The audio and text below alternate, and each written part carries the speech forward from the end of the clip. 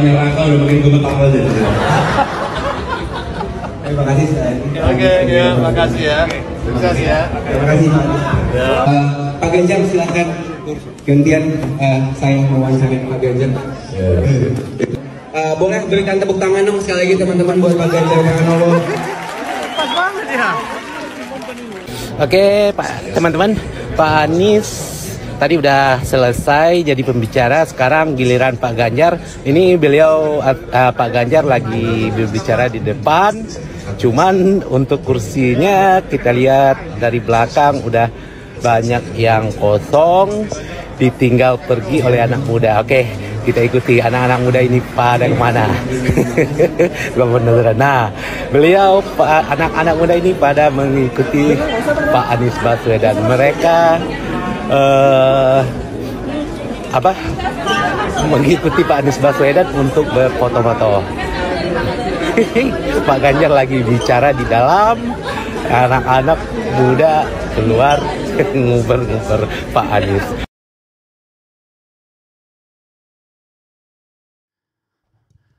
Assalamualaikum warahmatullahi wabarakatuh.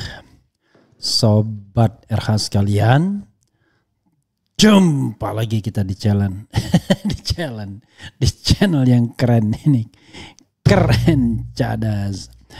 Ya sobat RH sekalian, ini ada hal yang menarik, videonya kita sudah lihat ya. Jadi Anies dan Ganjar beradu cerdas di hari atau di acara yang diadakan oleh anak-anak muda ya, milenial, di acara Hari Menjadi Manusia. Apa yang dibahas?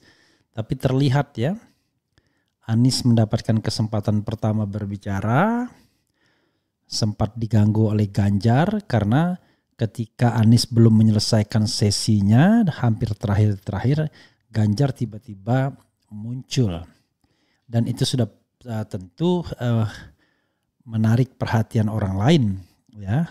Setidaknya siapapun yang muncul ya, asal dia tokoh publik, pasti kan mengganggu penyampaian materi yang sudah mau berakhir tersebut. Tapi ketika Anies berlalu dan Ganjar memulai presentasinya ya, Hari Menjadi Manusia, giliran Anies yang dalam tanda kutip mengganggu Ganjar. Karena ternyata para penonton, para pengunjung, para istilahnya peserta itu malah mengikuti Anies Baswedan, yang menyebabkan kursi-kursi akhirnya pada kosong. Nah, apa yang ingin saya komentari sobat era sekalian? Kita lihat ya, yang hadir di sana pastilah milenial yang berpengetahuan.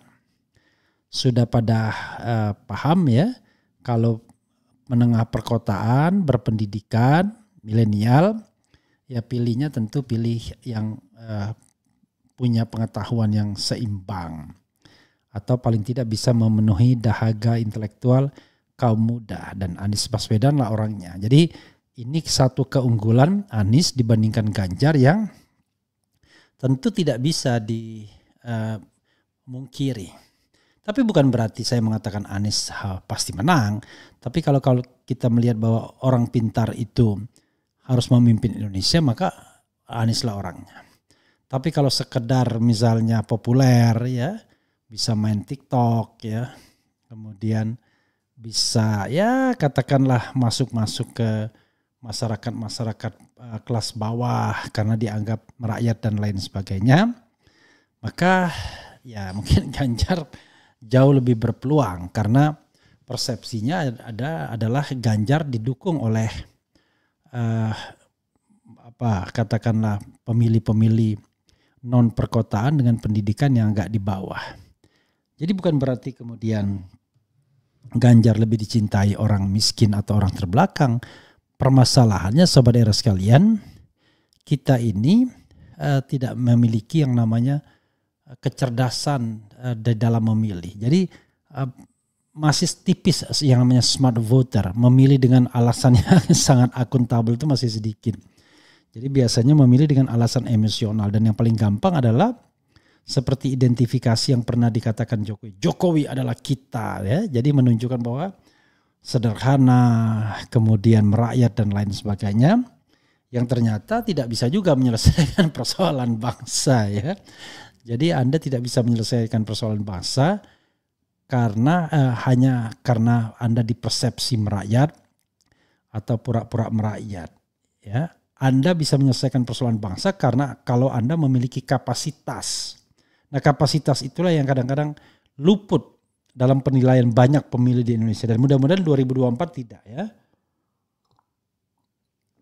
Jadi kita membutuhkan pemimpin yang punya kapasitas, bukan sekedar elektabilitas saja, bukan sekedar terkenal saja.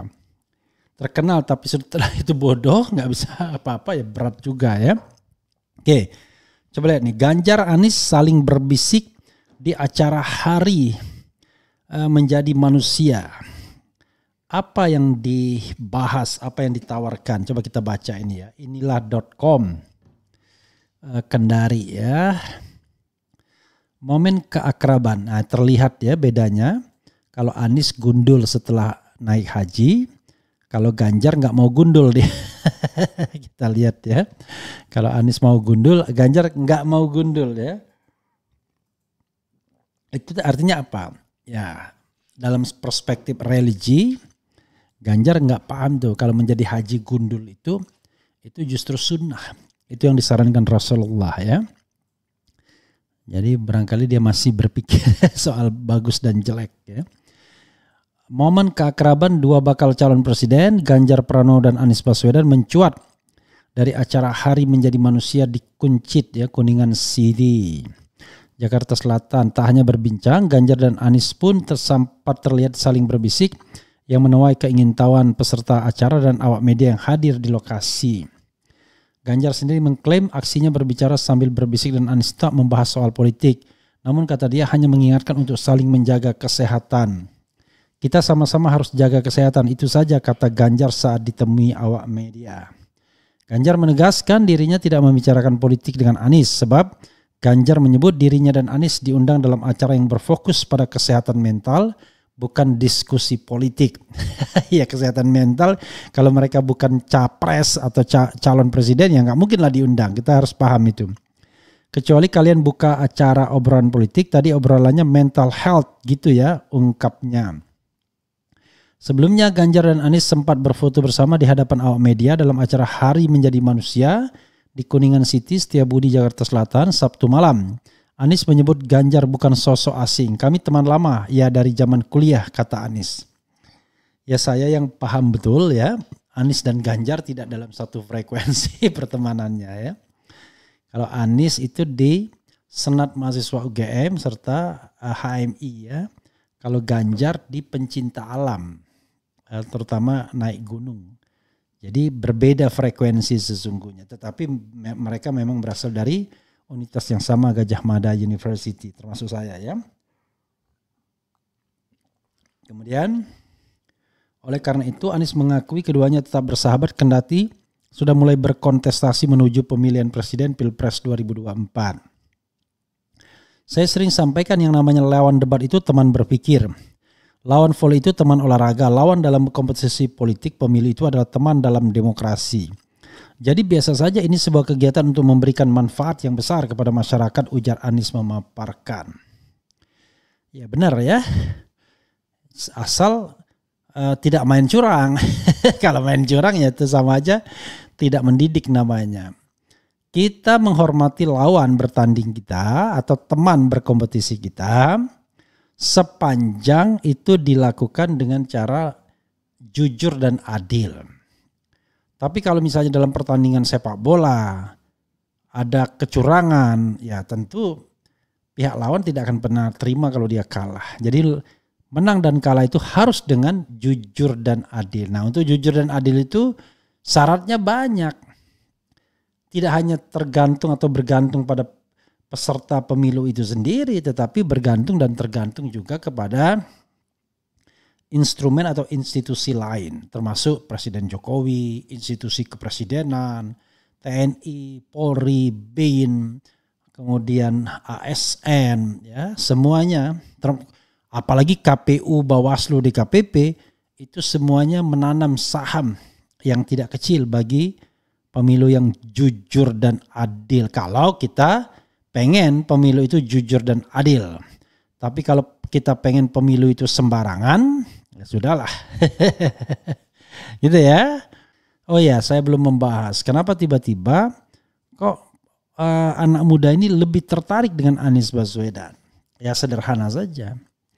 Anies adalah kurang lebih sama dengan Ganjar dari generasi kelahiran tahun 69, 68, Ganjar 68, Anies 69. Jadi usia mereka tidak terpaut jauh ya. Sekarang Anies itu 54 tahun, Ganjar menjelang 55 tahun nanti Oktober nanti. Jadi tidak terpaut jauh.